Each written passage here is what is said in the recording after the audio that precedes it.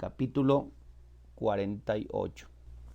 donde prosigue el canónigo la materia de los libros de caballerías con otras cosas dignas de su ingenio. Así es como vuestra merced dice, señor canónigo, dijo el cura, y por esta causa son más dignos de reprehensión los que hasta aquí han compuesto semejantes libros, sin tener advertencia a ningún buen discurso, ni al arte y reglas por donde pudieran guiarse y hacerse famosos en prosa, como lo son en verso los dos príncipes de la poesía griega y latina. Yo, a lo menos, replicó el canónigo, he tenido cierta tentación de hacer un libro de caballerías,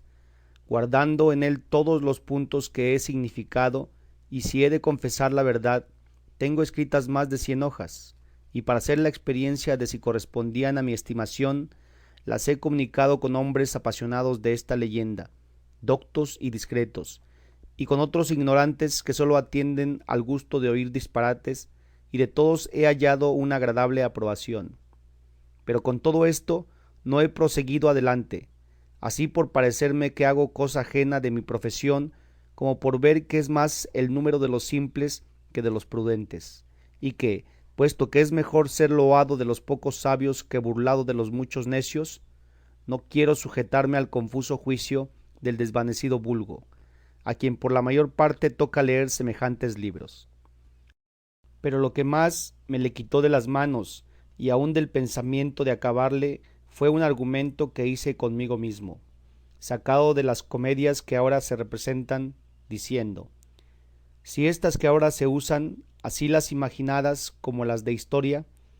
todas o las más son conocidos disparates y cosas que no llevan pies ni cabeza, y, con todo eso, el vulgo las oye con gusto, y las tiene y las aprueba por buenas, estando tan lejos de serlo, y los autores que las componen y los actores que las representan dicen que así han de ser, porque así las quiere el vulgo, y no de otra manera, y que las que llevan traza y siguen la fábula como el arte pide, no sirven sino para 4 discretos que las entienden, y todos los demás se quedan ayunos de entender su artificio, y que a ellos les está mejor ganar de comer con los muchos que no opinión con los pocos. De este modo vendrá a ser mi libro, al cabo de haberme quemado las cejas por guardar los preceptos referidos, y vendré a ser el sastre del cantillo. Y aunque algunas veces he procurado persuadir a los actores que se engañan en tener la opinión que tienen, y que más gente atraerán y más fama cobrarán representando comedias que sigan el arte que no con las disparatadas, ya están tan nacidos y encorporados en su parecer, que no hay razón ni evidencia que de él los saque. Acuérdome que un día dije a uno de estos pertinaces: decidme, ¿no os acordáis que a pocos años que se representaron en España 3 tragedias que compuso un famoso poeta de estos reinos, las cuales fueron tales que admiraron, alegraron y suspendieron a todos cuantos las oyeron, así simples como prudentes, así del vulgo como de los escogidos, y dieron más dineros a los representantes ellas 3 solas que 30 de las mejores que después acá se han hecho? Sin duda, respondió el autor que digo, que debe de decir vuestra merced por la Isabela, la Filis y la Alejandra. Por esas digo, le repliqué yo, y mirad si guardaban bien los preceptos del arte, y si por guardarlos dejaron de parecer lo que eran, y de agradar a todo el mundo. Así que no está la falta en el vulgo, que pide disparates, sino en aquellos que no saben representar otra cosa. Sí, que no fue disparate la ingratitud vengada, ni le tuvo la numancia, ni se le halló en la del mercader amante, ni menos en la enemiga favorable, ni en otras algunas que de algunos entendidos poetas han sido compuestas, para fama y renombre suyo, y para ganancia de los que las han representado. Y otras cosas añadí a éstas, con que a mi parecer le dejé algo confuso, pero no satisfecho ni convencido para sacarle de su errado pensamiento. En materia ha tocado vuestra merced, señor canónigo, dijo a esta sazón el cura, que ha despertado en mí un antiguo rencor que tengo con las comedias que ahora se usan, tal que iguala al que tengo con los libros de caballerías, porque habiendo de ser la comedia, según le parece a Tulio, espejo de la vida humana, ejemplo de las costumbres y imagen de la verdad. Las que ahora se representan son espejos de disparates, ejemplos de necedades e imágenes de lascivia. Porque, ¿qué mayor disparate puede ser en el sujeto que tratamos que salir un niño en mantillas en la primera escena del primer acto y en la segunda salir ya hecho hombre barbado? ¿Y qué mayor que pintarnos un viejo valiente y un mozo cobarde, un lacayo retórico, un paje consejero, un rey ganapán y una princesa fregona? ¿Qué diré, pues, de la observancia que guardan en los tiempos en que pueden o podían suceder las acciones que representan? Sino que he visto comedia que la primera jornada comenzó en Europa, la segunda en Asia, la tercera se acabó en África, y aun si fuera de 4 jornadas, la cuarta acababa en América, y así se hubiera hecho en todas las 4 partes del mundo. Y si es que la imitación es lo principal que ha de tener la comedia, ¿cómo es posible que satisfaga a ningún mediano entendimiento que, fingiendo una acción que pasa en el tiempo del rey Pepino y Carlomagno, el mismo que en ella hace la persona principal, le atribuyen que fue el emperador Heraclio, que entró con la cruz en Jerusalén y el que ganó la casa santa, como Godofre de Bullón, habiendo infinitos años de lo uno a lo otro, y fundándose la comedia sobre cosa fingida, atribuirle verdades de historia y mezclarle pedazos de otras sucedidas a diferentes personas y tiempos. Y esto no con trazas verisímiles, sino con patentes errores de todo punto inexcusables. Y es lo malo que hay ignorantes que digan que esto es lo perfecto y que lo demás es buscar gullurías. Pues, ¿qué si venimos a las comedias divinas? ¿Qué de milagros falsos fingen en ellas? ¿Qué de cosas apócrifas y mal entendidas, atribuyendo a un santo los milagros de otro? Y aun en las humanas se atreven a hacer milagros, sin más respeto ni consideración que parecerles que allí estará bien el tal milagro y apariencia, como ellos llaman, para que gente ignorante se admire y venga a la comedia, que todo esto es en perjuicio de la verdad y en menoscabo de las historias, y aun en oprobio de los ingenios españoles, porque los extranjeros, que con mucha puntualidad guardan las leyes de la comedia, nos tienen por bárbaros e ignorantes, viendo los absurdos y disparates de las que hacemos. Y no sería bastante disculpa de esto decir que el principal intento que las repúblicas bien ordenadas tienen permitiendo que se hagan públicas comedias es para entretener la comunidad con alguna honesta recreación y divertirla a veces de los malos humores que suele engendrar la ociosidad, y que pues éste se consigue con cualquier comedia, buena o mala. No hay para qué poner leyes, ni estrechar a los que las componen y representan a que las hagan como debían hacerse, pues, como he dicho, con cualquiera se consigue lo que con ella se pretende. A lo cual respondería yo que este fin se conseguiría mucho mejor sin comparación alguna con las comedias buenas que con las no tales, porque de haber oído la comedia artificiosa y bien ordenada saldría el oyente alegre con las burlas, enseñando con las veras, admirado de los sucesos, discreto con las razones, advertido con los embustes, sagaz con los ejemplos, airado contra el vicio y enamorado de la virtud, que todos estos afectos ha de despertar la buena comedia en el ánimo del que la escuchare, por rústico y torpe que sea, y de toda imposibilidad es imposible dejar de alegrar y entretener, satisfacer y contentar la comedia que todas estas partes tuviere mucho más que aquella que careciere de ellas, como por la mayor parte carecen estas que de ordinario ahora se representan, y no tienen la culpa de esto los poetas que las componen, porque algunos hay de ellos que conocen muy bien en lo que yerran y saben extremadamente lo que deben hacer, pero como las comedias se han hecho mercadería vendible, dicen, y dicen verdad, que los representantes no se las comprarían si no fuesen de aquel jaez. Y así el poeta procura acomodarse con lo que el representante que le ha de pagar su obra le pide, y que esto sea verdad, véase por muchas e infinitas comedias que ha compuesto un felicísimo ingenio de estos reinos con tanta gala, con tanto donaire, con tan elegante verso, con tan buenas razones, con tan graves sentencias y finalmente tan llenas de locución y alteza de estilo, que tiene lleno el mundo de su fama y por querer acomodarse al gusto de los representantes, no han llegado todas, como han llegado algunas, al punto de la perfección que requieren. Otros las componen tan sin mirar lo que hacen, que después de representadas tienen necesidad los recitantes de huirse y ausentarse, temerosos de ser castigados, como lo han sido muchas veces por haber representado cosas en perjuicio de algunos reyes y en deshonra de algunos linajes. Y todos estos inconvenientes cesarían, y aun otros muchos más que no digo, con que hubiese en la corte una persona inteligente y discreta que examinase todas las comedias antes que se representasen, no sólo aquellas que se hiciesen en la corte, sino todas las que se quisiesen representar en España, sin la cual aprobación, sello y firma ninguna justicia en su lugar dejase representar comedia alguna.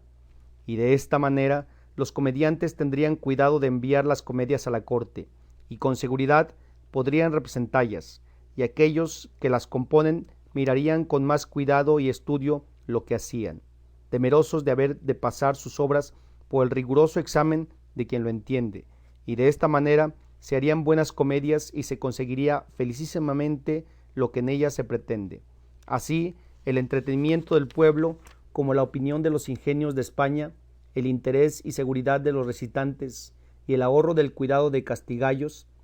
y si se diese cargo a otro o a este mismo que examinase los libros de caballerías que de nuevo se compusiesen, sin duda podrían salir algunos con la perfección que vuestra merced ha dicho, enriqueciendo nuestra lengua del agradable y precioso tesoro de la elocuencia,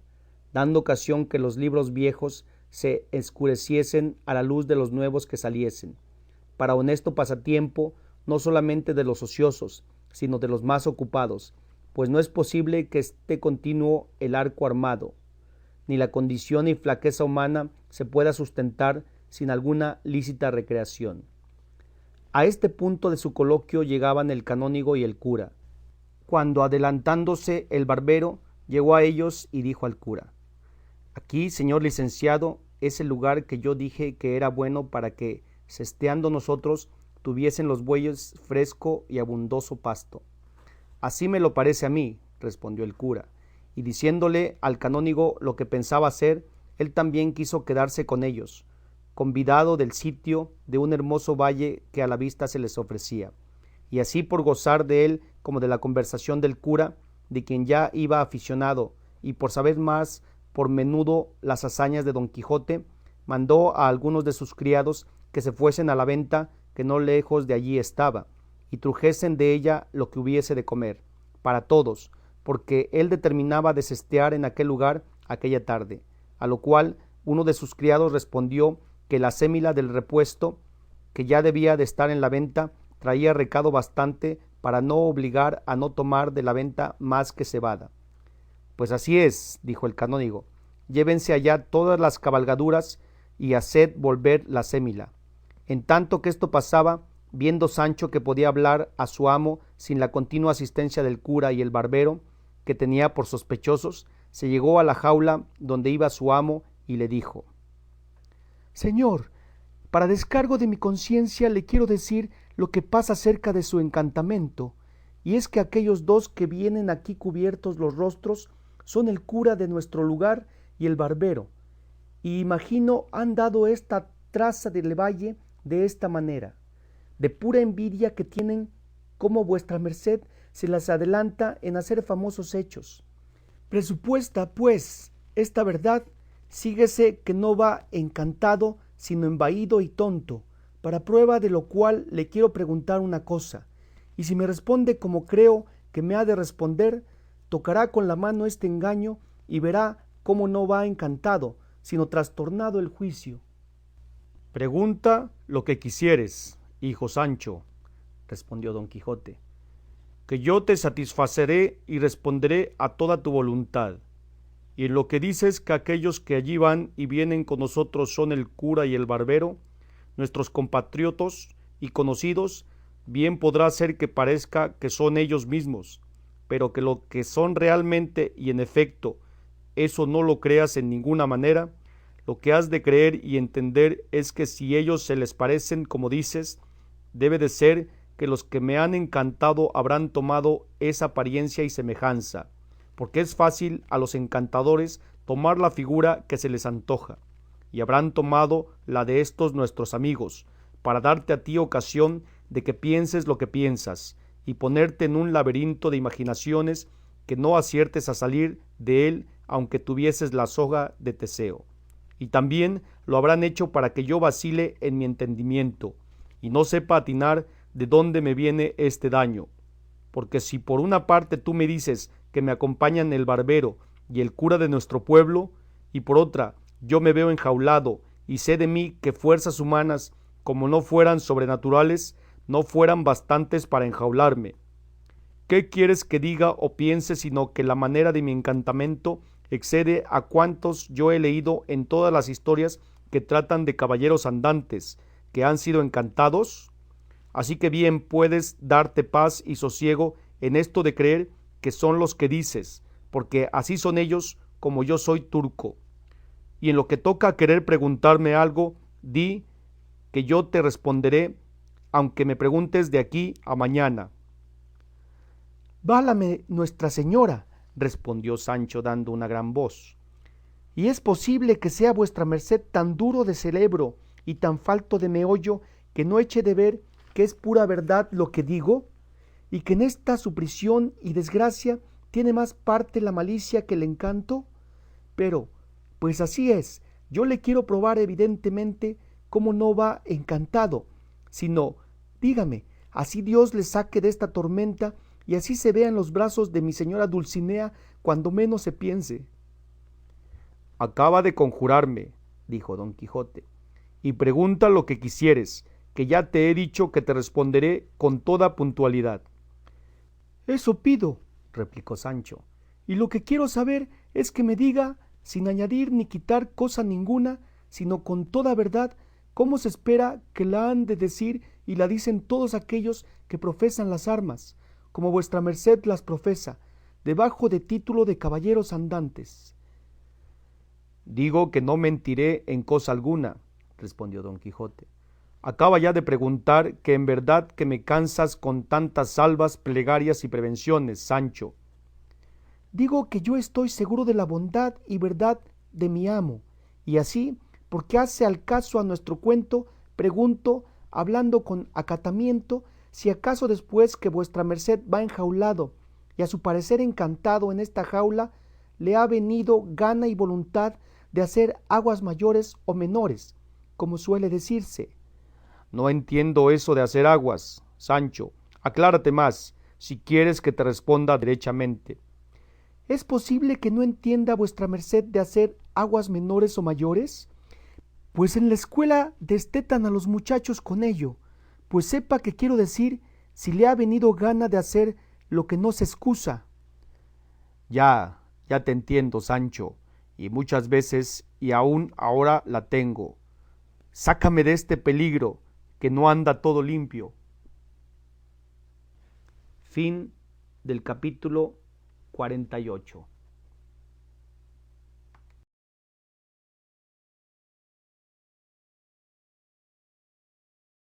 Capítulo 49, donde se trata del discreto coloquio que Sancho Panza tuvo con su señor Don Quijote. Dijo Sancho Panza, cogido le tengo. Esto es lo que yo deseaba saber, como al alma y como a la vida. Venga acá, señor. ¿Podría negar lo que comúnmente suele decirse por ahí cuando una persona está de mala voluntad? No sé qué tiene fulano que ni come, ni bebe, ni duerme, ni responde a propósito a lo que le preguntan, que no parece sino que está encantado. De donde se viene a sacar que los que no comen, ni beben, ni duermen, ni hacen las obras naturales que yo digo, estos tales están encantados, pero no aquellos que tienen la gana que vuestra merced tiene, y que bebe cuando se lo dan, y come cuando lo tiene, y responde a todo aquello que le preguntan. Verdad dices, Sancho, respondió don Quijote, Pero ya te he dicho que hay muchas maneras de encantamentos, y podría ser que con el tiempo se hubiesen mudado de unos en otros, y que ahora se use que los encantados hagan todo lo que yo hago, aunque antes no lo hacían. De manera que contra el uso de los tiempos no hay que arguir ni de qué hacer consecuencias. Yo sé y tengo para mí que voy encantado, y esto me basta para la seguridad de mi conciencia, que la formaría muy grande si yo pensase que no estaba encantado, y me dejase estar en esta jaula perezoso y cobarde, defraudando el socorro que podría dar a muchos menesterosos y necesitados que de mi ayuda y amparo deben tener a la hora de ahora precisa y extrema necesidad. Pues con todo eso, replicó Sancho, digo que para mayor abundancia y satisfacción sería bien que vuestra merced probase salir de esta cárcel, que yo me obligo con todo mi poder a facilitarlo y aun a sacarle de ella, y probase de nuevo a subir sobre su buen Rocinante, que también parece que va encantado, según va de melancólico y triste. Y hecho esto, probásemos otra vez la suerte de buscar más aventuras, y si no nos sucediese bien, tiempo nos queda para volvernos a la jaula, en la cual prometo, a ley de buen y leal escudero, de encerrarme juntamente con vuestra merced, si acaso fuera vuestra merced tan desdichado, o yo tan simple, que no acierte a salir con lo que digo. Y yo soy contento de hacer lo que dices, Sancho hermano, replicó Don Quijote. Y cuando tú veas coyuntura de poner en obra mi libertad, yo te obedeceré en todo y por todo. Pero tú, Sancho, verás cómo te engañas en el conocimiento de mi desgracia. En estas pláticas se entretuvieron el caballero andante y el malandante escudero, hasta que llegaron donde ya apeados los aguardaban el cura, el canónigo y el barbero. Desunció luego los bueyes en la carreta el boyero, y dejólos andar a sus anchuras por aquel verde y apacible sitio, cuya frescura convidaba a quererla gozar, no a las personas tan encantadas como Don Quijote, sino a los tan advertidos y discretos como su escudero, el cual rogó al cura que permitiese que su señor saliese por un rato de la jaula, porque si no lo dejaban salir, no iría tan limpia aquella prisión como requería la decencia de un tal caballero como su amo. Entendióle el cura, y dijo que de muy buena gana haría lo que le pedía, si no temiera que en viéndose su señor en libertad, había de hacer de las suyas, y irse donde jamás gentes le viesen. Yo le fío de la fuga, respondió Sancho. Y yo y todo, dijo el canónigo, y más si él me da la palabra como caballero de no apartarse de nosotros hasta que sea nuestra voluntad. Sí doy, respondió Don Quijote, que todo lo estaba escuchando. Cuanto más que el que está encantado, como yo, no tiene libertad para hacer de su persona lo que quisiere, porque el que le encantó le puede hacer que no se mueva de un lugar entre siglos, y si hubiere huido, le hará volver en volandas. Y que, puesto esto era así, bien podían soltarle, y más siendo tan en provecho de todos. Y del no soltarle les protestaba que no podía dejar de fatigarles el olfato, si de allí no se desviaban. Tomóle la mano el canónigo, aunque las tenía atadas, y debajo de su buena fe y palabra le desenjaularon, de que él se alegró infinito y en grande manera de verse fuera de la jaula, y lo primero que hizo fue estirarse todo el cuerpo, y luego se fue donde estaba Rocinante, y dándole 2 palmadas en las ancas, dijo: Aún espero en Dios y en su bendita madre, flor y espejo de los caballos, que presto nos hemos de ver los dos cual deseamos. Tú con tu señor a cuestas, y yo encima de ti, ejercitando el oficio para que Dios me echó al mundo. Y diciendo esto Don Quijote, se apartó con Sancho en remota parte, de donde vino más aliviado y con más deseos de poner en obra lo que su escudero ordenase. Mirábalo el canónigo, y admirábase de ver la extrañeza de su grande locura, y de que en cuanto hablaba y respondía, mostraba tener bonísimo entendimiento.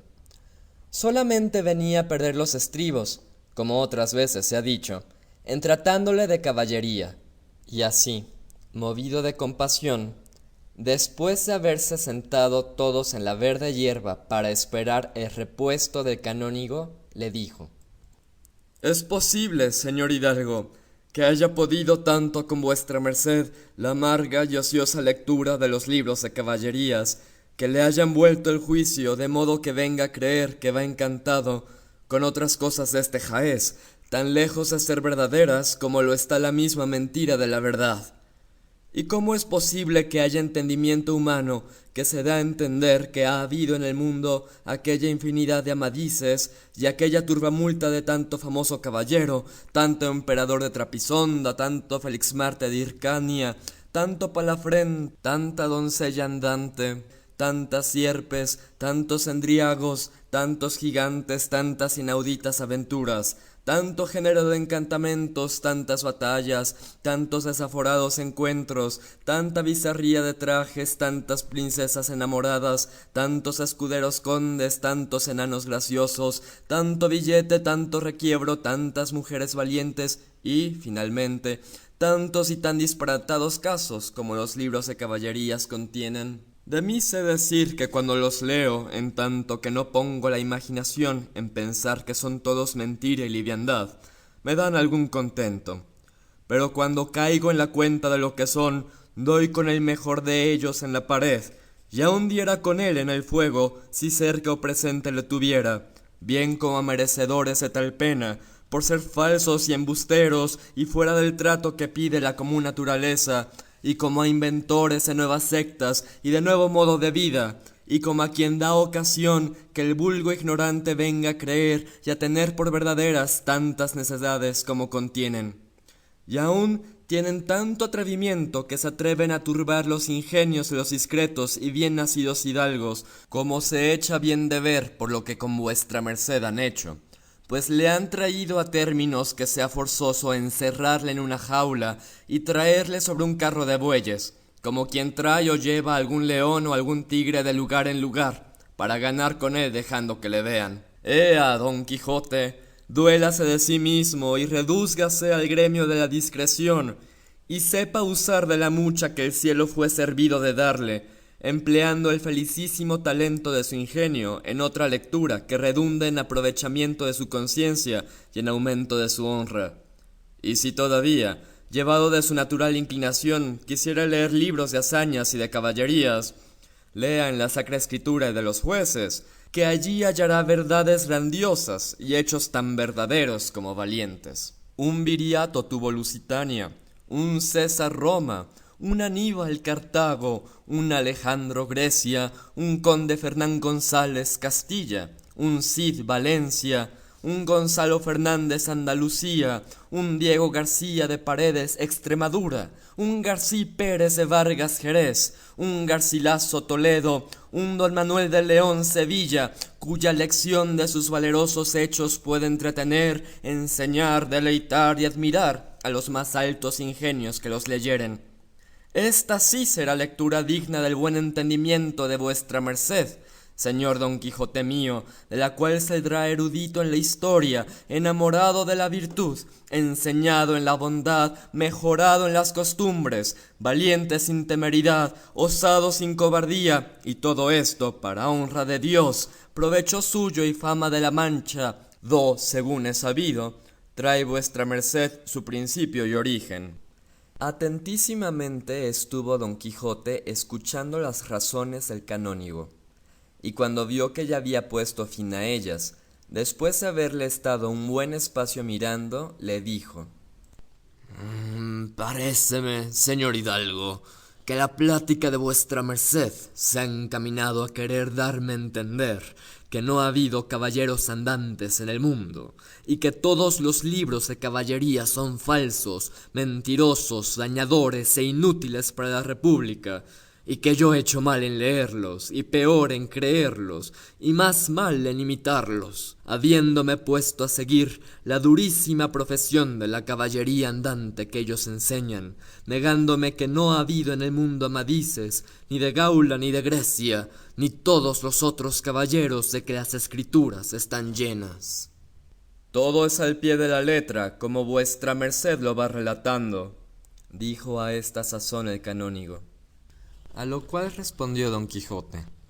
añadió también vuestra merced, diciendo que me habían hecho mucho daño tales libros, pues me habían vuelto el juicio y puéstome en una jaula, y que me sería mejor hacer la enmienda y mudar de lectura, leyendo otros más verdaderos y que mejor deleitan y enseñan. Así es, dijo el canónigo. Pues yo, replicó Don Quijote, hallo por mi cuenta que el sin juicio y el encantado es vuestra merced, pues se ha puesto a decir tantas blasfemias contra una cosa tan recibida en el mundo y tenida por tan verdadera, que el que la negase, como vuestra merced la niega, merecía la misma pena que vuestra merced dice que da a los libros cuando los lee y le enfadan. Porque querer dar a entender a nadie que Amadís no fue en el mundo, ni todos los otros caballeros aventureros de que están colmadas las historias, será querer persuadir que el sol no alumbra, ni el hielo enfría, ni la tierra sustenta. Porque qué ingenio puede haber en el mundo que pueda persuadir a otro que no fue verdad lo de la infanta Floripes y Guy de Borgoña, y lo de Fierabras con la puente de Mantible, que sucedió en el tiempo de Carlomagno, que voto a tal que es tanta verdad como es ahora de día.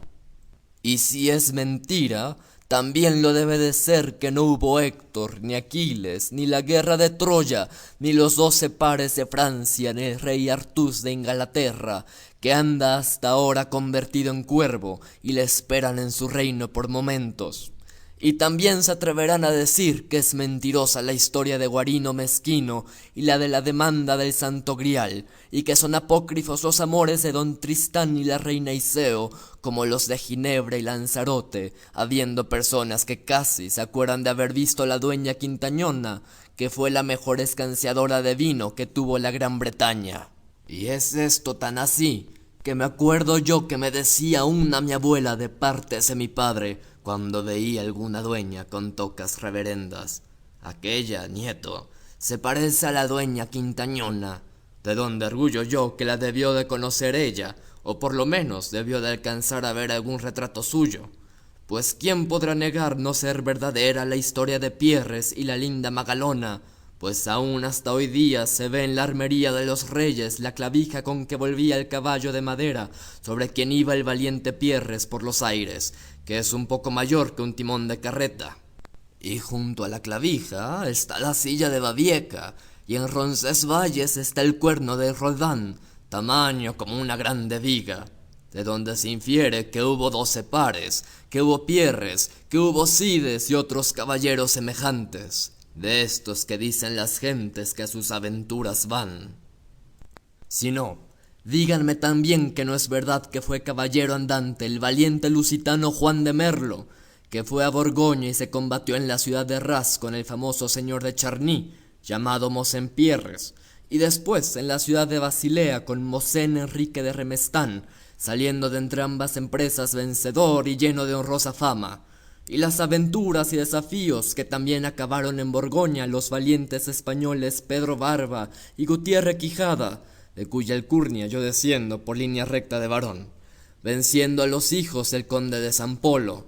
Niéguenme asimismo que no fue a buscar las aventuras a Alemania don Fernando de Guevara, donde se combatió con mi ser Jorge, caballero de la casa del duque de Austria. Digan que fueron burla las justas de Suero de Quiñones del Paso, las empresas de Mosén Luis de Falses contra don Gonzalo de Guzmán, caballero castellano, con otras muchas hazañas hechas por caballeros cristianos de estos y de los reinos extranjeros, tan auténticas y verdaderas, que torno a decir que el que las negase carecería de toda razón y buen discurso.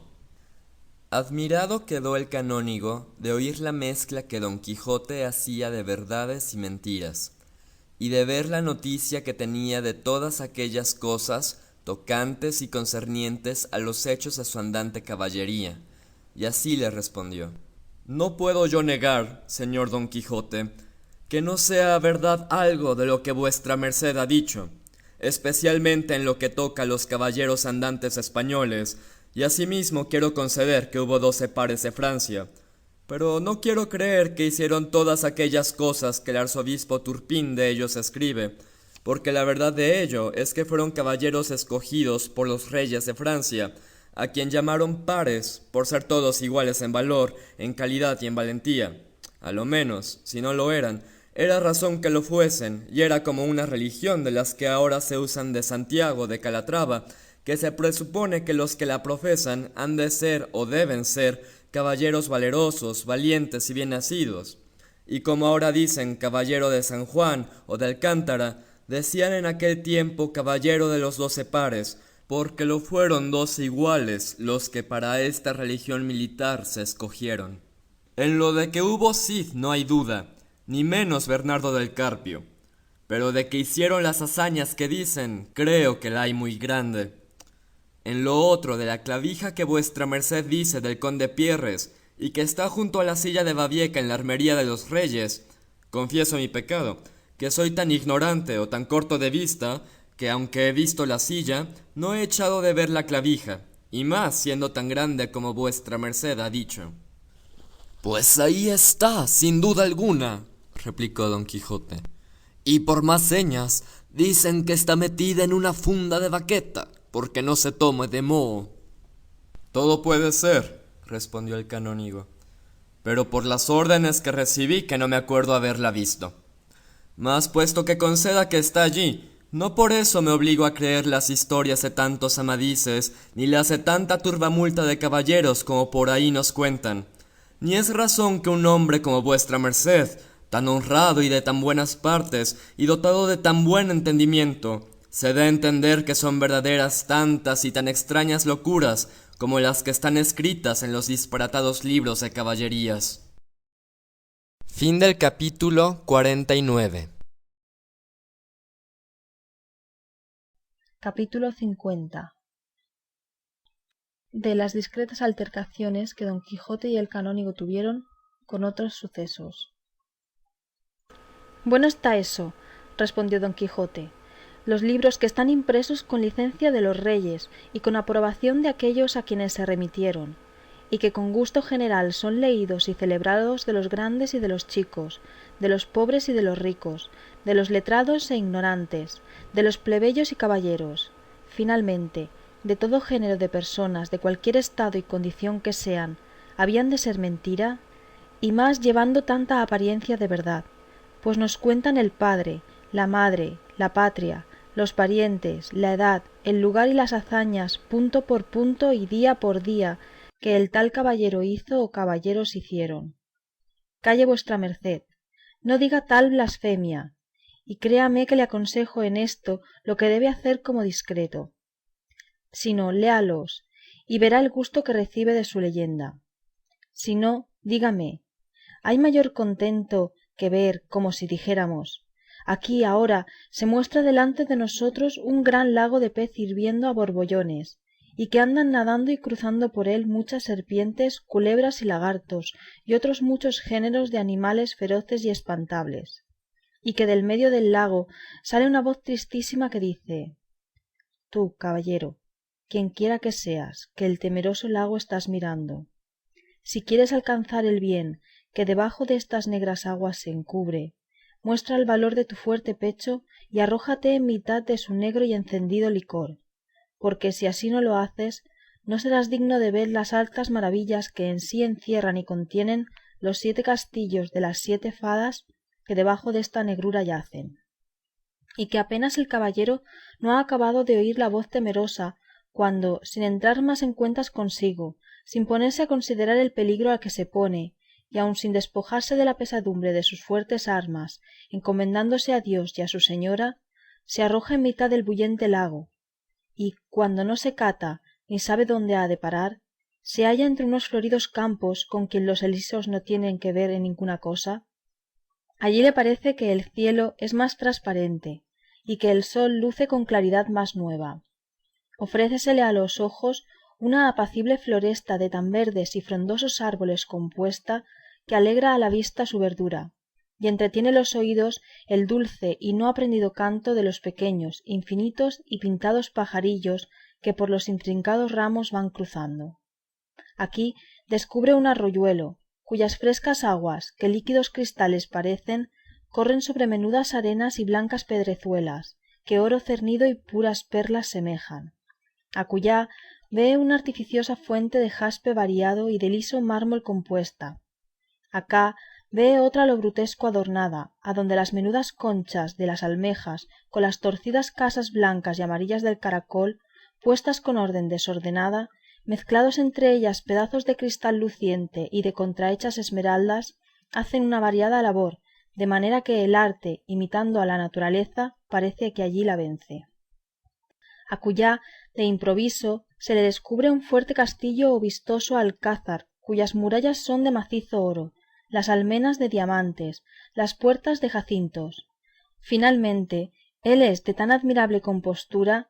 que, con ser la materia de que está formado, no menos que de diamantes, de carbuncos, de rubíes, de perlas, de oro y de esmeraldas, es de más estimación su hechura.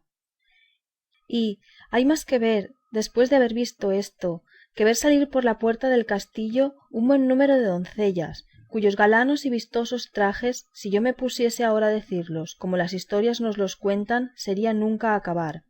y tomar luego la que parecía principal de todas por la mano al atrevido caballero que se arrojó en el ferviente lago, y llevarle, sin hablarle palabra, dentro del rico alcázar o castillo, y hacerle desnudar como su madre le parió, y bañarle con templadas aguas, y luego untarle todo con olorosos ungüentos, y vestirle una camisa de cendal delgadísimo, toda olorosa y perfumada, y acudir otra doncella y echarle un mantón sobre los hombros, que, por lo menos dicen, que suele valer una ciudad, y aún más.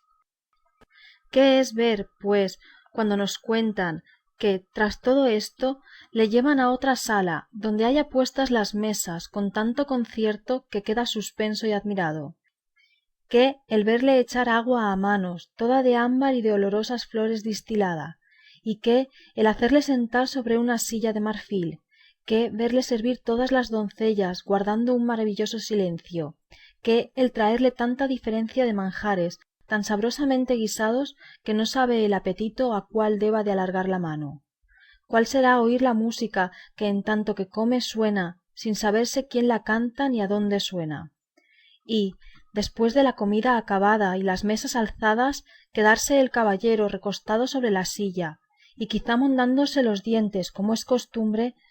entrar a deshora por la puerta de la sala otra mucho más hermosa doncella que ninguna de las primeras, y quedarse al lado del caballero y comenzar a darle cuenta de qué castillo es aquel, y de cómo ella está encantada en él, con otras cosas que suspenden al caballero y admiran a los leyentes que van leyendo su historia. No quiero alargarme más en esto, pues dello se puede colegir que cualquiera parte que se lea de cualquiera historia de caballero andante ha de causar gusto y maravilla a cualquiera que la leyere. Y vuestra merced créame, y como otra vez le he dicho, lea estos libros y verá cómo le destierran la melancolía que tuviere, y le mejoran la condición si acaso la tiene mala. De mí sé decir que después que soy caballero andante soy valiente, comedido, liberal, bien criado, generoso, cortés, atrevido, blando, paciente, sufridor de trabajos, de prisiones, de encantos, y aunque ha tan poco que me vi encerrado en una jaula como loco, pienso, por el valor de mi brazo favoreciéndome el cielo, y no me siendo contraria a la fortuna, en pocos días verme rey de algún reino, adonde pueda mostrar el agradecimiento y liberalidad que mi pecho encierra. Que, mía fe, señor, el pobre está inhabilitado de poder mostrar la virtud de liberalidad con ninguno, aunque en sumo grado la posea, y el agradecimiento que sólo consiste en el deseo es cosa muerta, como es muerta la fe sin obras. Por esto querría que la fortuna me ofreciese presto alguna ocasión donde me hiciese emperador, por mostrar mi pecho haciendo bien a mis amigos, especialmente a este pobre de Sancho Panza, mi escudero, que es el mejor hombre del mundo, y querría darle un condado que le tengo muchos días ha prometido, sino que temo que no ha de tener habilidad para gobernar su estado. Casi estas últimas palabras oyó Sancho a su amo, a quien dijo: Trabaje vuestra merced, señor Don Quijote, en darme ese condado tan prometido de vuestra merced como de mí esperado, que yo le prometo que no me falte a mí habilidad para gobernarle. y cuando me faltare, yo he oído decir que hay hombres en el mundo que toman en arrendamiento los estados de los señores y les dan un tanto cada año, y ellos se tienen cuidado del gobierno, y el señor se está a pierna tendida gozando de la renta que le dan, sin curarse de otra cosa. Y así haré yo, y no repararé en tanto más cuanto, sino que luego me desistiré de todo y me gozaré de mi renta como un duque y allá se lo hayan. Eso, hermano Sancho, dijo el canónigo, entiéndese en cuanto al gozar la renta, empero al administrar justicia ha de atender el señor del estado, y aquí entra la habilidad y buen juicio, y principalmente la buena intención de acertar, que si ésta falta en los principios, siempre irán errados los medios y los fines, y así suele Dios ayudar al buen deseo del simple como desfavorecer al malo del discreto. No sé de esas filosofías, respondió Sancho Panza, mas sólo sé que tan presto tuviese yo el condado como sabría regirle, que tanta alma tengo yo como otro, y tanto cuerpo como el que más, y tan rey sería yo de mi estado como cada uno del suyo, y siéndolo haría lo que quisiese, y haciendo lo que quisiese haría mi gusto, y haciendo mi gusto estaría contento, y en estando uno contento no tiene más que desear, y no teniendo más que desear acabóse, y el estado venga y adiós y veámonos, como dijo un ciego a otro. No son malas esas filosofías, como tú dices, Sancho, pero con todo eso hay mucho que decir sobre esa materia de condados. A lo cual replicó don Quijote, yo no sé qué haya más que decir. Sólo me guío por el ejemplo que me da el grande Amadís de Gaula, que hizo a su escudero conde de la ínsula Firme, y así puedo yo, sin escrúpulo de conciencia, hacer conde a Sancho Panza, que es uno de los mejores escuderos que caballero andante ha tenido. Admirado quedó el canónigo de los concertados disparates que don Quijote había dicho, del modo con que había pintado la aventura del caballero del lago, de la impresión que en él habían hecho las pensadas mentiras de los libros que había leído, y finalmente le admiraba la necedad de Sancho, que con tanto ahínco deseaba alcanzar el condado que su amo le habría prometido. Ya en esto volvían los criados del canónigo, que a la venta habían ido por la acémila del repuesto, y haciendo mesa de una lombra de la verde hierba del prado, a la sombra de unos árboles se sentaron y comieron allí porque el boyero no perdiese la comodidad de aquel sitio, como queda dicho. Y, estando comiendo, a deshora oyeron un recio estruendo y un son de esquila, que por entre unas zarzas y espesas matas que allí junto estaban sonaba, y al mesmo instante vieron salir de entre aquellas malezas una hermosa cabra, toda la piel manchada de negro y blanco y pardo. Tras ella venía un cabrero dándole voces y diciéndole palabras a su uso para que se detuviese o al rebaño volviese. La fugitiva cabra, temerosa y despavorida, se vino a la gente como a favorecerse de ella, y allí se detuvo. Llegó el cabrero y asiéndola por los cuernos, como si fuera capaz de discurso y entendimiento, le dijo: «¡Ah, Cecerra, Cecerra manchada! ¿Y cómo andáis vos estos días de pie cojo? ¿Qué lobos os espantan, hija? ¿No me diréis qué es esto, hermosa? Mas, ¿qué puede ser sino que sois hembra y no podéis estar sosegada? Que mal haya vuestra condición y la de todas aquellas a quien imitáis. Volved, volved, amiga, que si no tan contenta a lo mejor estaréis más segura en vuestro aprisco o con vuestras compañeras, que si vos que las habéis de guardar y encaminar andáis tan sin guía y tan descaminada, ¿en qué podrán parar ellas?»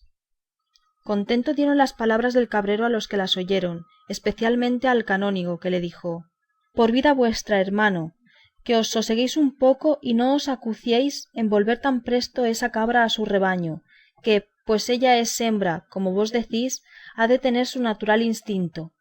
por más que vos os pongáis a estorbarlo. Tomad este bocado y bebed una vez, con que templaréis la cólera, y en tanto descansará la cabra». Y el decir esto y el darle con la punta del cuchillo los lomos de un conejo fiambre, todo fue uno. Tomólo y agradeciéndole el cabrero bebió y sosegóse, y luego dijo: «No querría que por haber yo hablado con esta alimaña tan en seso me tuviesen vuestras mercedes por hombre simple, que en verdad que no carecen de misterio las palabras que le dije. Rústico soy, pero no tanto que no entienda cómo se ha de tratar con los hombres y con las bestias». «Eso creo yo muy bien», dijo el cura, «que ya yo sé de experiencia que los montes crían letrados y las cabañas de los pastores encierran filósofos. A lo menos, señor, replicó el cabrero, acogen hombres escarmentados, y para que creáis esta verdad y la toquéis con la mano, aunque parezca que sin ser rogado me convido, si no os enfadáis dello y queréis, señores, un breve espacio prestadme oído atento. Os contaré una verdad que acredite lo que ese señor, señalando el cura, ha dicho y la mía. A esto respondió don Quijote: por ver que tiene este caso un no sé qué de sombra de aventura de caballería, yo por mi parte os oiré, hermano, de muy buena gana, y así lo harán estos señores por lo mucho que tienen de discretos y de ser amigos de curiosas novedades que suspendan, alegren y entretengan los sentidos, como sin duda pienso que lo ha de hacer vuestro cuento. Comenzad pues, amigo, que todos escucharemos. Saco la mía, dijo Sancho, que yo a aquel arroyo me voy con esta empanada, donde pienso hartarme por 3 días, porque he oído decir a mi señor don Quijote que el escudero de caballero andante ha de comer cuando se le ofreciere, hasta no poder más, a causa que se les suele ofrecer entrar acaso por una selva tan intrincada que no aciertan a salir della en 6 días, y si el hombre no va harto o bien proveídas las alforjas, allí se podrá quedar como muchas veces se queda, hecho carne momia. Tú estás en lo cierto, Sancho, dijo don Quijote. Vete ahora donde quisieres y come lo que pudieres, que yo ya estoy satisfecho y sólo me falta dar al alma su refracción,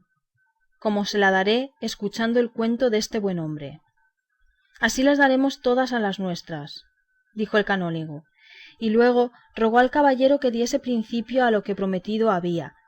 El cabrero dio 2 palmadas sobre el hombro a la cabra que por los cuernos tenía, diciéndole: recuéstate junto a mí, manchada, que tiempo nos queda para volver a nuestro apero. Parece que lo entendió la cabra, porque en sentándose su dueño, se tendió ella junto a él con mucho sosiego, y mirándola al rostro, daba a entender que estaba atenta a lo que el cabrero iba diciendo, el cual comenzó su historia de esta manera. Fin del capítulo 50. Capítulos 51 y 52. Capítulo 51, que trata de lo que contó el cabrero a todos los que llevaban a don Quijote. 3 leguas de este valle está una aldea que, aunque pequeña, es de las más ricas que hay en todos estos contornos, en la cual había un labrador muy honrado, y tanto que, aunque es anexo al ser rico el ser honrado, más lo era él por la virtud que tenía que por la riqueza que alcanzaba. Mas lo que le hacía más dichoso, según él decía, era tener una hija de tan extremada hermosura, rara discreción, donaire y virtud, que el que la conocía y la miraba se admiraba de ver las extremadas partes con que el cielo y la naturaleza la habían enriquecido. Siendo niña fue hermosa, y siempre fue creciendo en belleza, y en la edad de 16 años fue hermosísima. La fama de su belleza se comenzó a extender por todas las circunvecinas aldeas. ¿Qué digo yo por las circunvecinas no más? Si se extendió a las apartadas ciudades, y aun se entró por las salas de los reyes y por los oídos de todo género de gente, que, como a cosa rara o como a imagen de milagros, de todas partes a verla venían. Guardábala su padre y guardábase ella, que no hay candados, guardas ni cerraduras que mejor guarden a una doncella que las del recato propio. La riqueza del padre y la belleza de la hija movieron a muchos, así del pueblo como forasteros, a que por mujer se la pidiesen, mas él,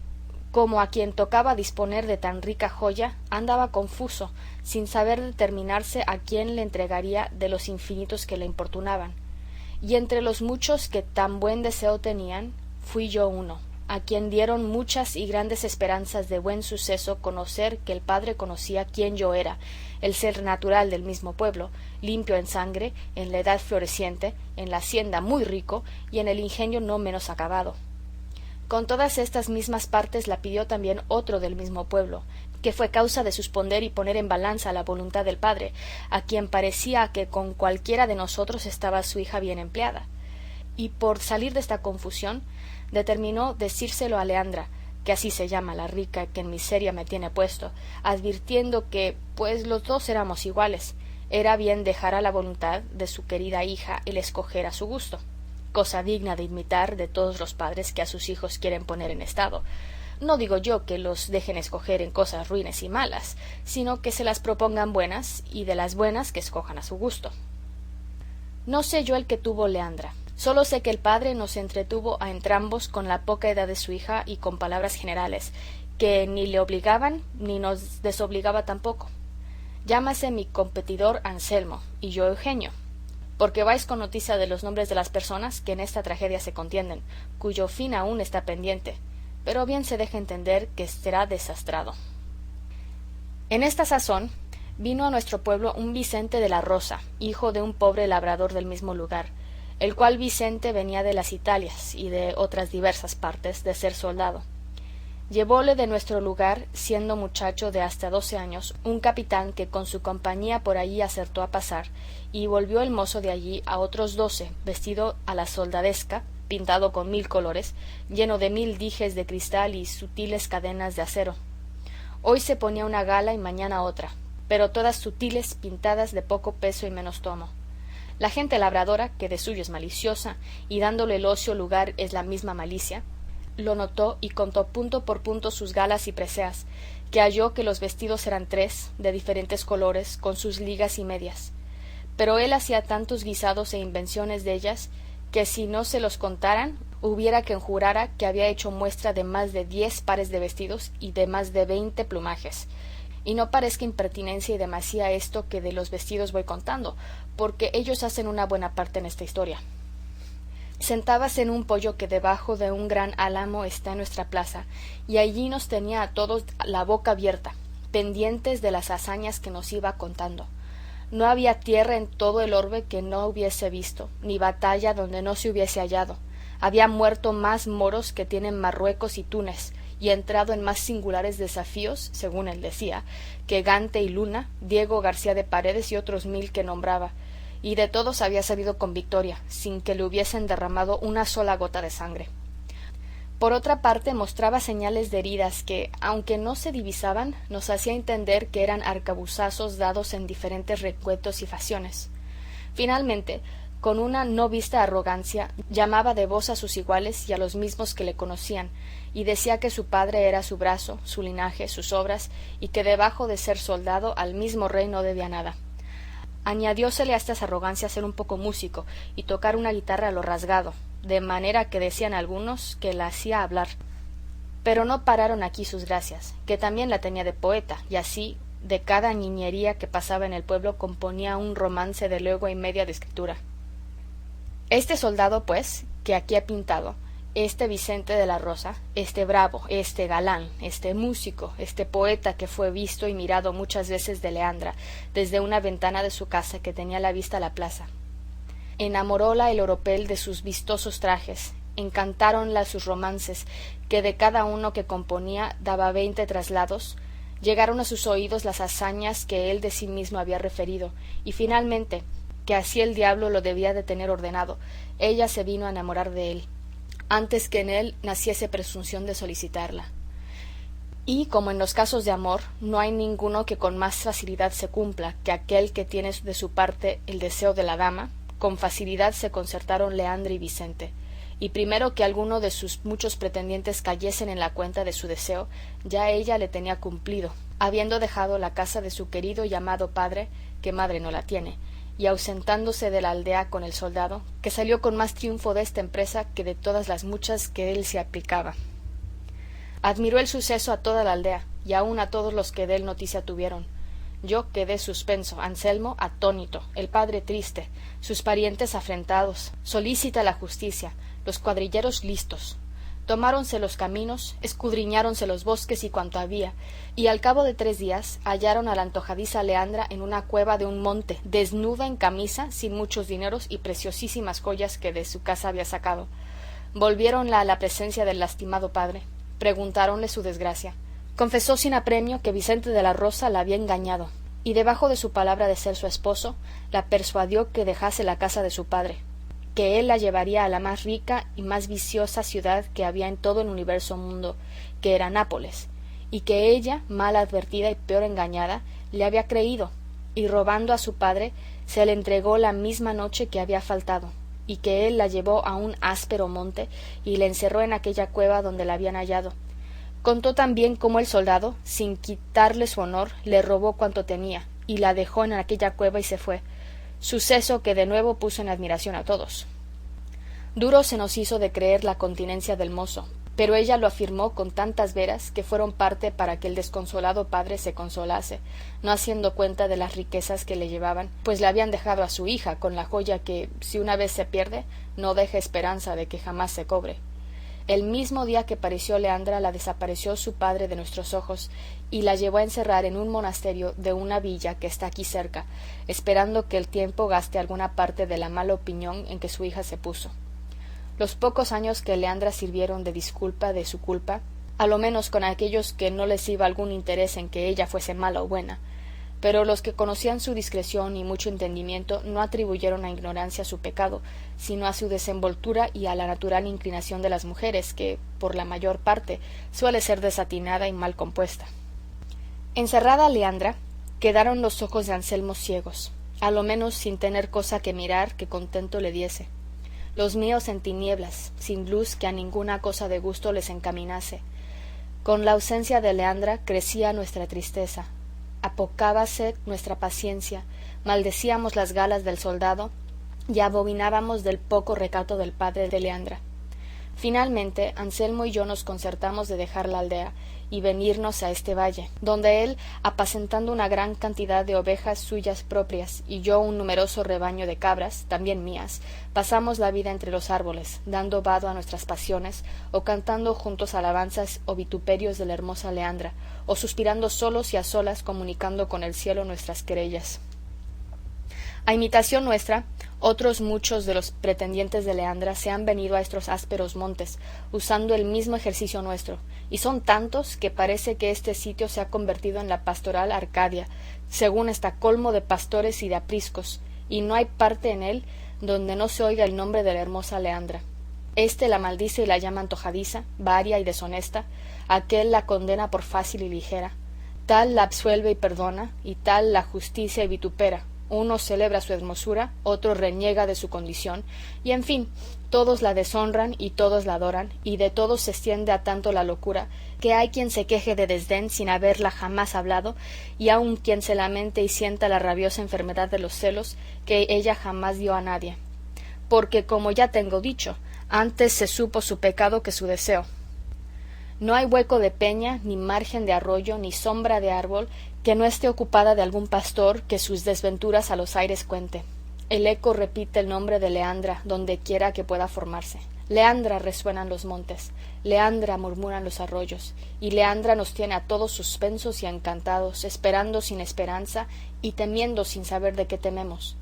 Entre estos disparatados, el que muestra que menos y más juicio tiene es mi competidor Anselmo, el cual, teniendo tantas otras cosas de qué quejarse, sólo se queja de ausencia, y al son de un rabel que admirablemente toca, con versos donde muestra su buen entendimiento, cantando se queja. Yo sigo otro camino más fácil, y a mi parecer el más acertado, que es decir mal de la ligereza de las mujeres, de su inconstancia, de su doble trato, de sus promesas muertas, de su fe rompida y finalmente del poco discurso que tienen en saber colocar sus pensamientos e intenciones que tienen. Y esta fue la ocasión, señores, de las palabras y razones que dije a esta cabra cuando aquí llegué, que por ser hembra la tengo en poco, aunque es la mejor de todo mi apero.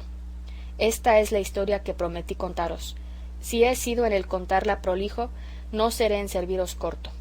Cerca de aquí tengo mi majada, y en ella tengo fresca leche y muy sabrosísimo queso, con otras varias y sazonadas frutas, no menos a la vista que al gusto agradables.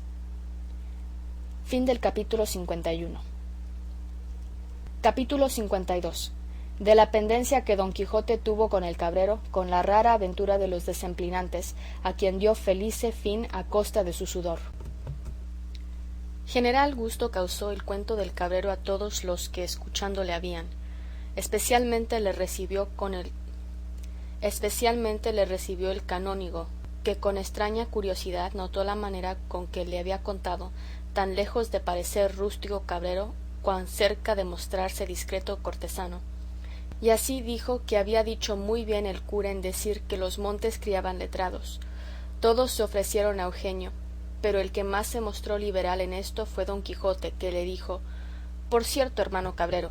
que si yo me hallara posibilitado de poder comenzar alguna aventura, que luego me pusiera en camino porque vos la tuviérades buena,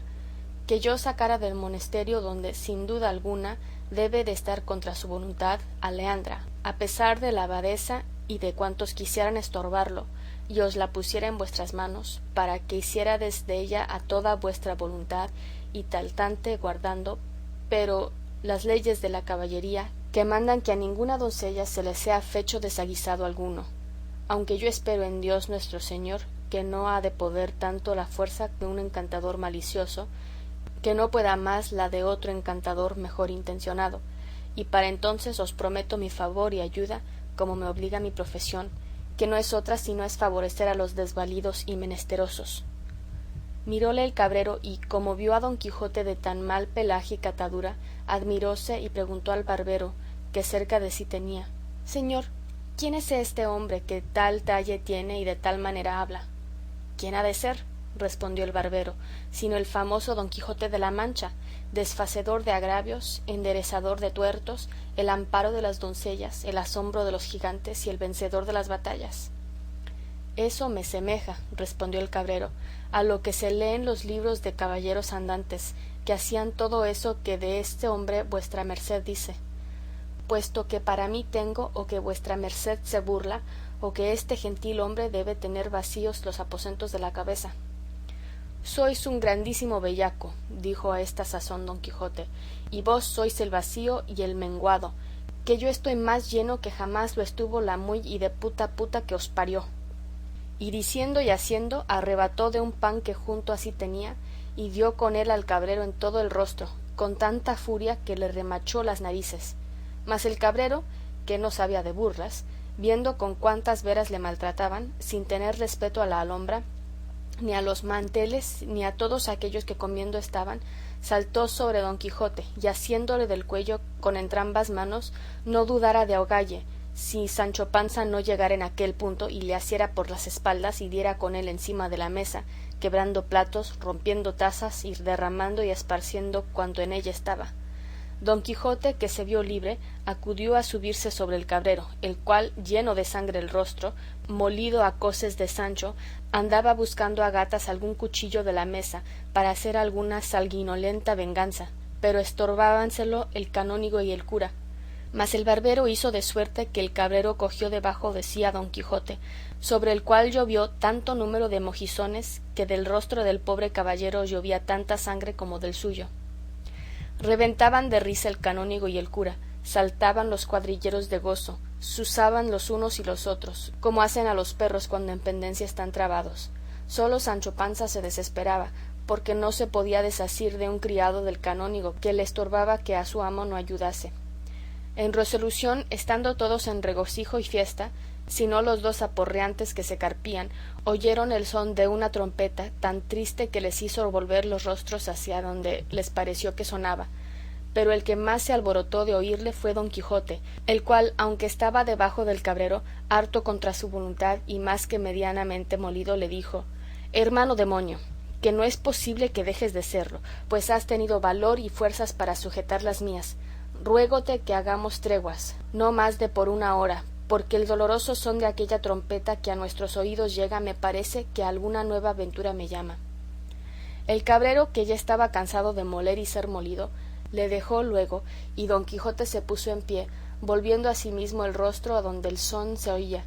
y vio a deshora que por un recuesto bajaban muchos hombres vestidos de blanco a modo de disciplinantes. Era el caso que aquel año habían las nubes negado su rocío a la tierra, y por todos los lugares de aquella comarca se hacían procesiones, rogativas y disciplinas, pidiendo a Dios abriese las manos de su misericordia y les lloviese. Y para este efecto la gente de una aldea que allí junto estaba venía en procesión a una devota ermita que en un recuesto de aquel valle había. Don Quijote, que vio los extraños trajes de los disciplinantes, sin pasarle por la memoria las muchas veces que los había de haber visto, se imaginó que era cosa de aventura, y que a él solo tocaba, como a caballero andante, el acometerla, y confirmóle más esta imaginación pensar que una imagen que traían cubierta de luto fuese alguna principal señora que llevaban por fuerza aquellos follones y descomedidos malandrines. Y como esto le cayó en las mientes, con gran ligereza arremetió a Rocinante, que paciendo andaba, quitándole del arzón el freno y el adarga, y en un punto le enfrenó, y pidiendo a Sancho su espada, subió sobre Rocinante y embrazó su adarga, y dijo en alta voz a todos los que presentes estaban: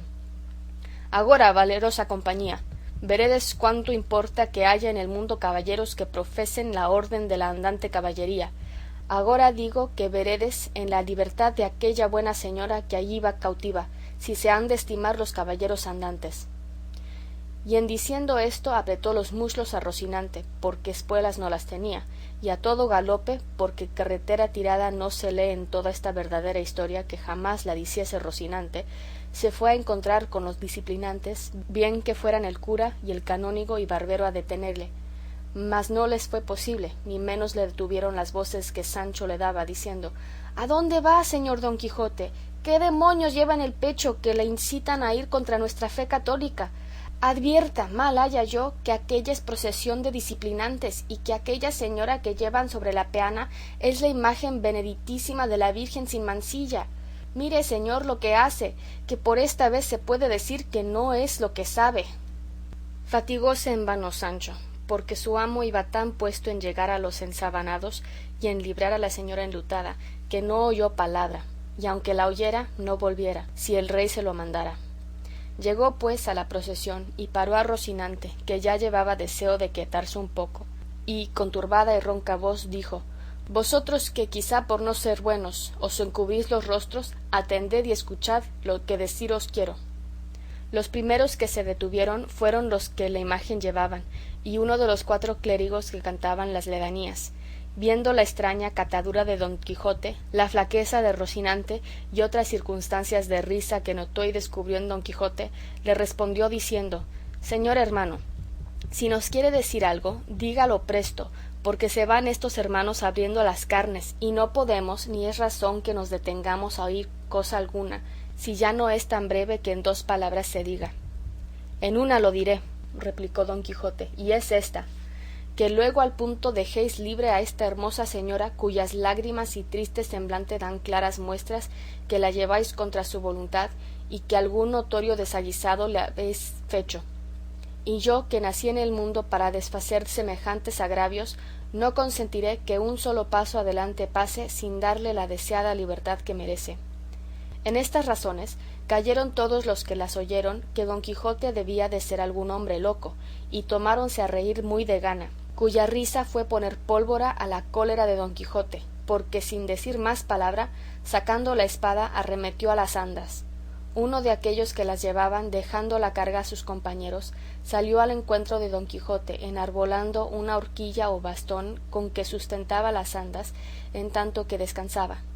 y recibiendo en ella una gran cuchillada que le tiró Don Quijote, con que se la hizo 2 partes, con el último tercio que le quedó en la mano, dio tal golpe a Don Quijote encima de un hombre, por el mismo lado de la espada, que no pudo cubrir el adargo contra villana fuerza, que el pobre Don Quijote vino al suelo muy mal parado. Sancho Panza, que jadeando le iba a los alcances, viéndole caído, dio voces a su moledor que no le diese otro palo, porque era un pobre caballero encantado que no había hecho mal a nadie en todos los días de su vida. Mas lo que detuvo al villano no fueron las voces de Sancho, sino el ver que Don Quijote no bullía pie ni mano, y así, creyendo que le había muerto, con priesa se alzó la túnica de la cinta y dio a huir por la campaña como un gamo. Ya en esto llegaron todos los de la compañía de Don Quijote a donde él estaba, y más los de la procesión, que los vieron venir corriendo, y con ellos los cuadrilleros con sus ballestas, temieron algún mal suceso, y hiciéronse todos un remolino alrededor de la imagen, y alzados los capirotes, empuñando las disciplinas, y los clérigos los ciriales, esperaban el asalto con determinación de defenderse y aun ofender, si pudiesen, a sus acometedores. Pero la fortuna lo hizo mejor que se pensaba, porque Sancho no hizo otra cosa que arrojarse sobre el cuerpo de su señor, haciendo sobre él el más doloroso y risueño llanto del mundo, creyendo que estaba muerto. El cura fue conocido de otro cura que en la procesión venía, cuyo conocimiento puso en sosiego el concebido temor de los 2 escuadrones. El primer cura dio al segundo en 2 razones cuenta de quién era Don Quijote, y así él como toda la turba de los disciplinantes fueron a ver si estaba muerto el pobre caballero, y oyeron que Sancho Panza con lágrimas en los ojos decía: «Oh flor de la caballería, que con solo un garrotazo acabaste la carrera de tus tan bien gastados años. Oh honra de tu linaje, honor y gloria que toda la Mancha, y aun todo el mundo, el cual faltando tú en él, quedará lleno de malhechores, sin temor de ser castigados de sus malas fechorías. Oh liberal sobre todos los Alejandros, pues por solos 8 meses de servicio me tenías dada la mejor ínsula que el mar ciñe y rodea. Oh humilde con los soberbios y arrogante con los humildes, acometedor de peligros, sufridor de afrentas, enamorado sin causa, imitador de los buenos, azote de los malos, enemigo de los ruines, en fin, caballero andante, que es todo lo que decir se puede. Con las voces y gemidos de Sancho revivió don Quijote, y la primer palabra que dijo fue: el que de vos vive ausente, dulcísima Dulcinea, a mayores miserias que éstas está sujeto. Ayúdame, Sancho amigo, a ponerme sobre el carro encantado, que ya no estoy para oprimir la silla de Rocinante, porque tengo todo este hombro hecho pedazos. Eso haré yo de muy buena gana, señor mío, respondió Sancho, y volvamos a mi aldea en compañía de estos señores, que su bien desean, y ahí daremos orden de hacer otra salida que nos sea de más provecho y fama. Bien dices, Sancho, respondió don Quijote, y será gran prudencia dejar pasar el mal influjo de las estrellas que agora corre. El canónigo y el cura y barbero le dijeron que haría muy bien en hacer lo que decía, y así, habiendo recebido grande gusto de las simplicidades de Sancho Panza, pusieron a don Quijote en el carro, como antes venía. La procesión volvió a ordenarse y a proseguir su camino. El cabrero se despidió de todos, los cuadrilleros no quisieron pasar adelante, y el cura les pagó lo que se les debía. El canónigo pidió al cura le avisase el suceso de don Quijote, si sanaba de su locura o si proseguía en ella, y con esto tomó licencia para seguir su viaje. En fin, todos se dividieron y apartaron, quedando solos el cura y barbero, don Quijote y Panza, y el bueno de Rocinante, que a todo lo que había visto estaba con tanta paciencia como su amo. El boyero unció sus bueyes y acomodó a don Quijote sobre un haz de heno, y con su acostumbrada flema siguió el camino que el cura quiso, y a cabo de 6 días llegaron a la aldea de don Quijote, donde entraron en la mitad del día, que acertó a ser domingo, y la gente estaba toda en la plaza, por mitad de la cual atravesó el carro de don Quijote. Acudieron todos a ver lo que en el carro venía, y cuando conocieron a su compatrioto, quedaron maravillados, y un muchacho acudió corriendo a dar las nuevas a su ama y a su sobrina, de que su tío y su señor venía flaco y amarillo y tendido sobre un montón de heno y sobre un carro de bueyes. Cosa de lástima fue oír los gritos que las 2 buenas señoras alzaron, las bofetadas que se dieron, las maldiciones que de nuevo echaron a los malditos libros de caballerías, todo lo cual se renovó cuando vieron entrar a don Quijote por sus puertas. A las nuevas de esta venida de don Quijote acudió la mujer de Sancho Panza, que ya había sabido que había ido con él sirviéndole de escudero, y así como vio a Sancho, lo primero que le preguntó fue que si venía bueno el asno. Sancho respondió que venía mejor que su amo. Gracias sean dadas a Dios, replicó ella, que tanto bien me ha hecho. Pero contadme agora, amigo, ¿qué bien habéis sacado de vuestras escuderías? ¿Qué saboyana me traes a mí? ¿Qué zapaticos a vuestros hijos? No traigo nada de eso, dijo Sancho, mujer mía, aunque traigo otras cosas de más movento y consideración. De eso recibo yo mucho gusto, respondió la mujer. Mostradme estas cosas de más consideración y más momento, amigo mío, que las quiero ver para que se me alegre este corazón que tan triste y descontento ha estado en todos los siglos de vuestra ausencia. En casa os las mostraré, mujer, dijo Panza, y por ahora estad contenta que, siendo Dios servido de que otra vez salgamos en viaje a buscar aventuras, vos me veréis presto conde o gobernador de una ínsula, y no de las de por ahí, sino la mejor que pueda hallarse. Quiéralo así el cielo, marido mío, que bien lo habemos menester. Mas decidme, ¿qué es eso de ínsulas que no lo entiendo? No es la miel para la boca del asno, respondió Sancho, a su tiempo lo verás, mujer, y aun te admirarás de oírte llamar señoría de todos sus vasallos.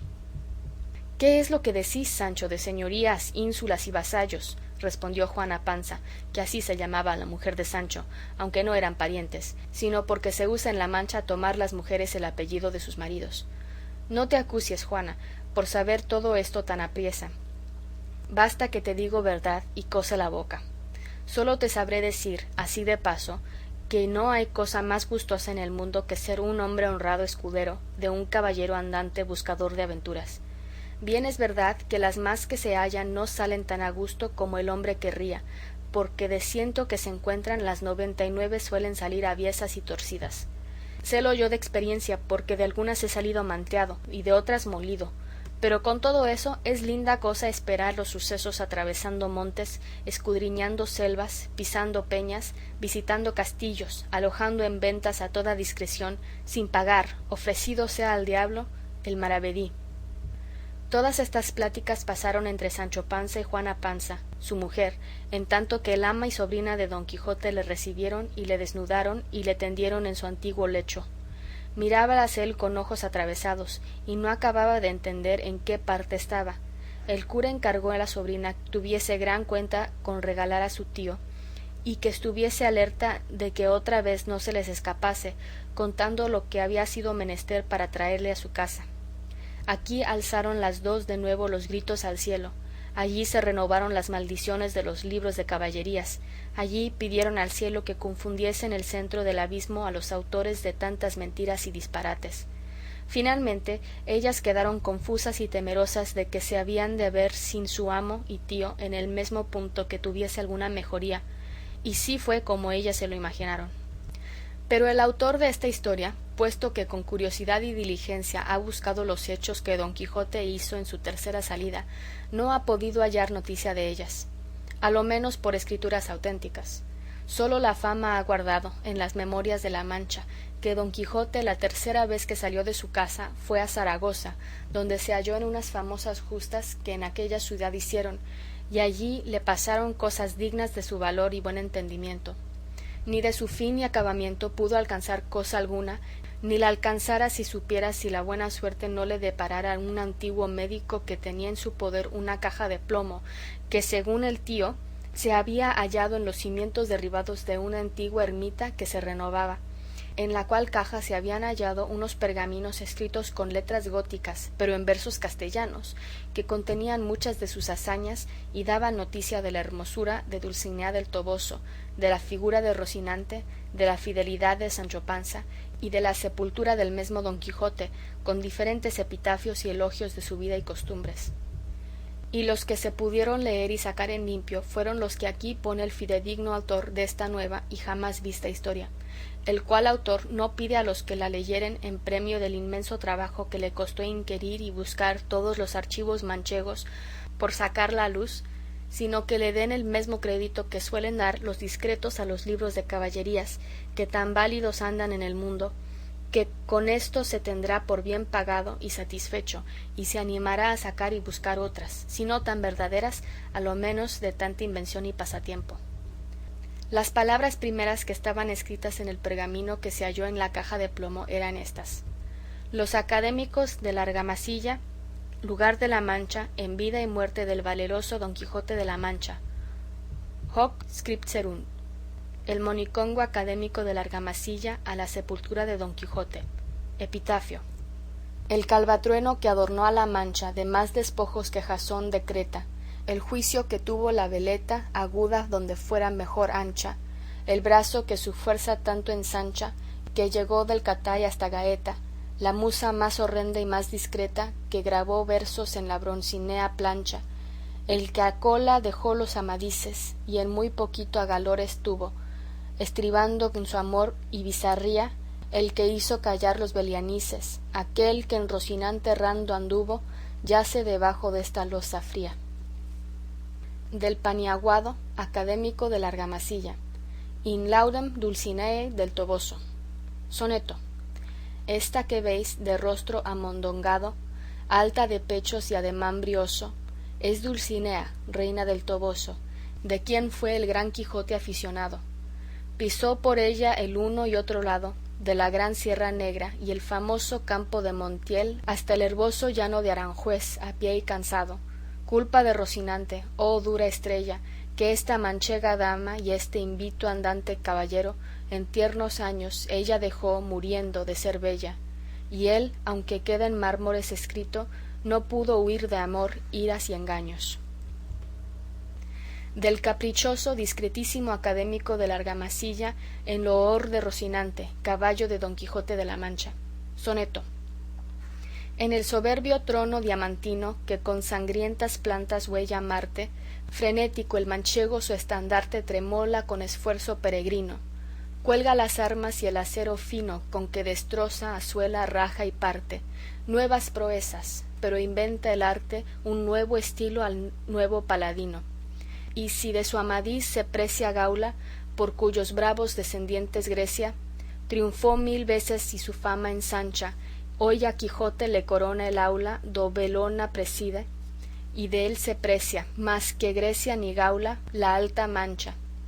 Nunca sus glorias el olvido mancha, pues hasta Rocinante en ser gallardo excede a Brilladoro y a Bayardo.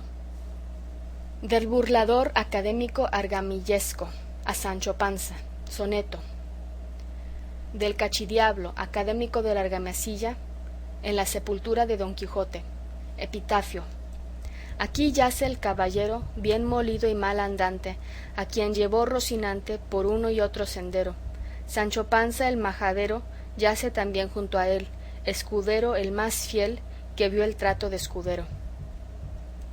Del Tiquitoc académico de la Argamasilla en la sepultura de Dulcinea del Toboso. Epitafio.